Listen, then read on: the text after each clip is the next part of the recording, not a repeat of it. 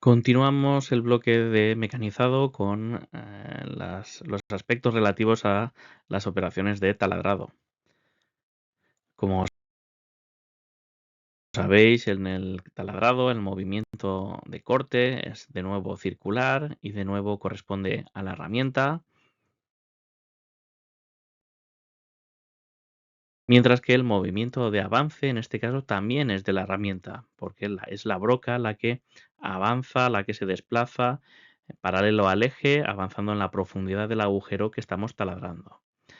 Este avance tiene varias formas de ser medido, ser expresado, o bien como un avance por diente o por filo,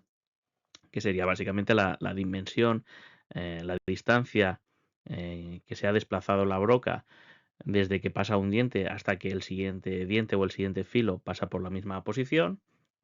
o bien un avance por vuelta, por revolución, o finalmente como una velocidad de distancia por unidad de tiempo en milímetros por minuto, milímetros por segundo. Es importante indicar que habitualmente las brocas más habituales, tradicionales, en estos ejercicios, el número de filos siempre va a ser 2 para las brocas helicoidales y que por tanto la relación entre la velocidad de avance por vuelta y por diente o por filo va a ser del doble. Si nos dan un dato u otro, va a ser muy fácil obtener el parámetro en esas otras unidades. En cuanto a la profundidad de pasada, en este caso nos deberíamos fijar en la ilustración, en el esquema, de manera que vemos que si bien estamos generando un agujero de diámetro D mayúscula, la broca cuenta con dos filos y una pequeña zona central en la punta que no es cortante, sino que se llama filo transversal y cuya función sería deformar el material que se encuentra a su paso para apartarlo hacia los laterales y que sea el filo, la parte cortante, la arista que está dibujada aquí de manera diagonal, se encargue de cortar, de arrancar ese material. Por tanto, siendo estrictos en la dimensión y la parte cortante que deberíamos identificar como profundidad de pasada sería lo que aquí se identifica como A, como esa cota A. ¿Qué valor tendría esa cota A? Pues evidentemente sería la mitad del diámetro del agujero que estamos generando, la mitad del diámetro de la broca, menos la mitad del filo transversal. En algunos ejercicios se considera que el efecto de ese filo transversal o esa dimensión es despreciable, de manera que podemos resolver, si así nos lo expresan,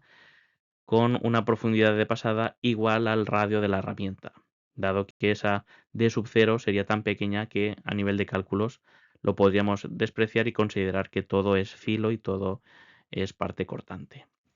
Pero si vamos al detalle del proceso, esa zona central identificada con la D sub 0 no sería cortante y por tanto la profundidad de pasada sería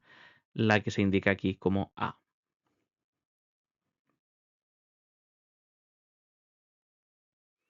En el caso de un retaladrado, debemos tener en cuenta que estamos realizando una operación que está mecanizando, agrandando un agujero previo. Es decir, que partiríamos de un agujero inicial previo de diámetro D sub I, marcado en el dibujo como una cota D sub E, D sub I, diámetro inicial o diámetro del agujero previo, y por tanto en la operación de retaladrado solo estaríamos eliminando material en esa zona más externa, agrandando el agujero. Por tanto, en este caso la profundidad de pasada sería esa cota A y que en términos de cuantificar ese valor, de darle valor,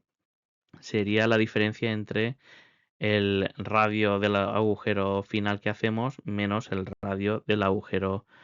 previo, o en términos de diámetro, la mitad del diámetro de nuestra broca menos la mitad del diámetro del agujero previamente hecho.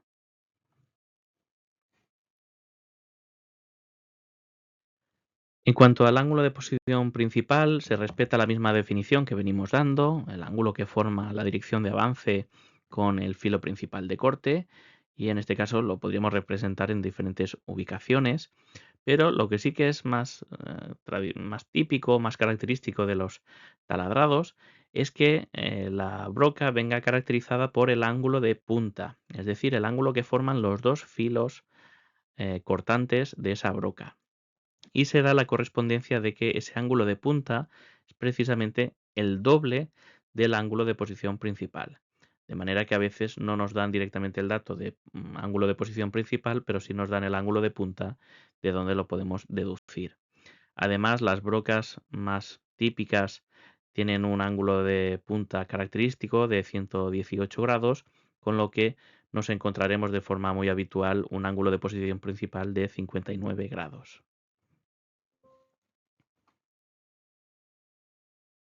Pasamos ahora a representar lo que sería el área de la sección de viruta, que en el caso de un taladrado, digamos, sobre una pieza maciza, vendría caracterizada por la profundidad de pasada y el avance por diente, como se ilustra en la izquierda, pero que en el caso de un retaladrado debemos fijarnos bien en identificar cuál es la profundidad de pasada real, cuál es la zona que realmente estamos eliminando material, mecanizando. Por tanto, vemos que esa sección de viruta es más pequeña, no abarca casi la totalidad del radio, sino una sección más pequeña en ese ensanchamiento del agujero.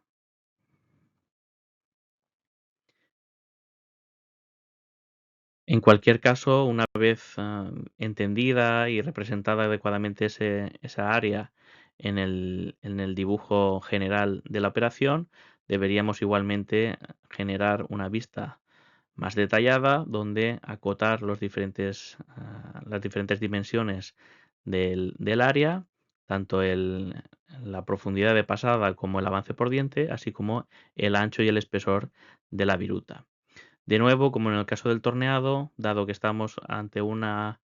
sección, un área que permanece constante por ese contacto continuo entre filo y pieza, tenemos dos alternativas para el cálculo de ese área, o bien multiplicando profundidad por avance, o bien, si lo hemos calculado, multiplicando el ancho por el espesor.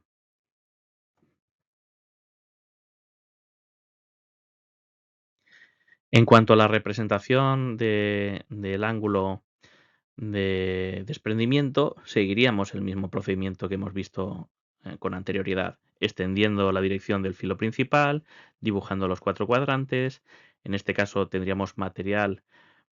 pieza por la parte inferior de ese eje principal que hemos pintado y con la velocidad de corte hacia afuera tendríamos el filo a la izquierda empujando hacia la derecha la viruta. De manera que, asumiendo un ángulo gamma positivo, podríamos trazar esos tres ángulos característicos.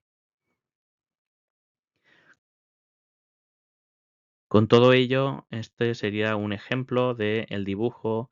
resultante para caracterizar una operación de taladrado con los diferentes ángulos,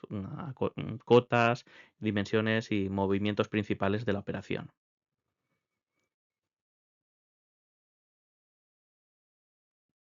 A la hora de resolver las fuerzas de corte, de nuevo aplicamos el modelo de la presión de corte, pero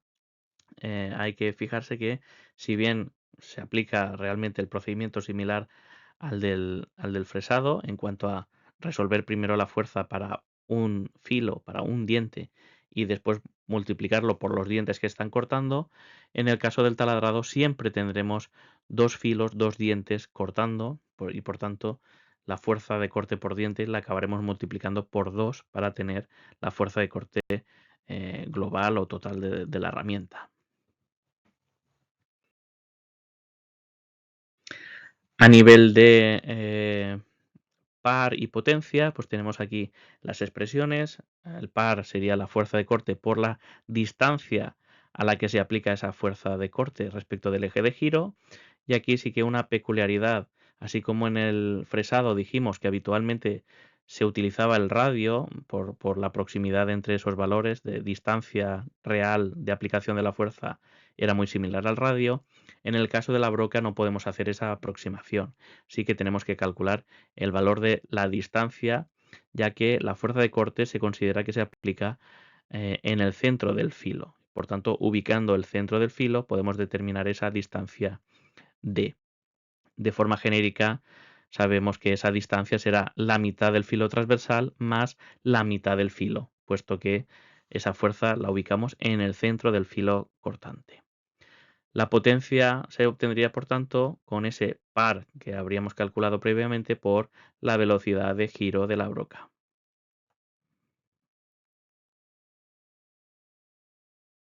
En el caso de un retaladrado, cambiaría ligeramente esa posición de la fuerza de corte, pero seguiría estando en el centro del filo, en la mitad de la profundidad de pasada, de manera que en este caso tendríamos que la distancia a la que se aplica esa fuerza sería la mitad del diámetro del agujero previo más la mitad de esa profundidad de pasada.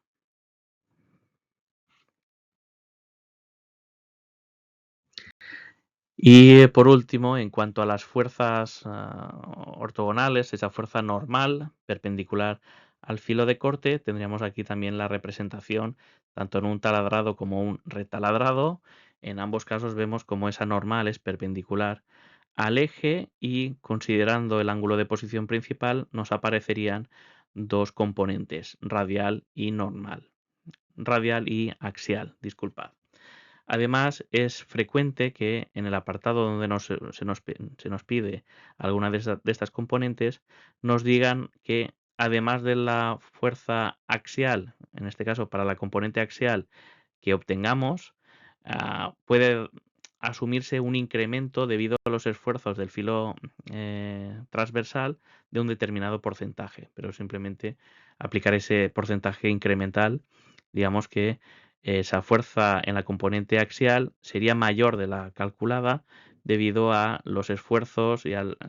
comportamiento en esa zona central de la broca de filo transversal. Y aquí concluimos la parte de taladrado. Nos quedaría pendiente para los próximos vídeos la parte de análisis de tiempos y de costes.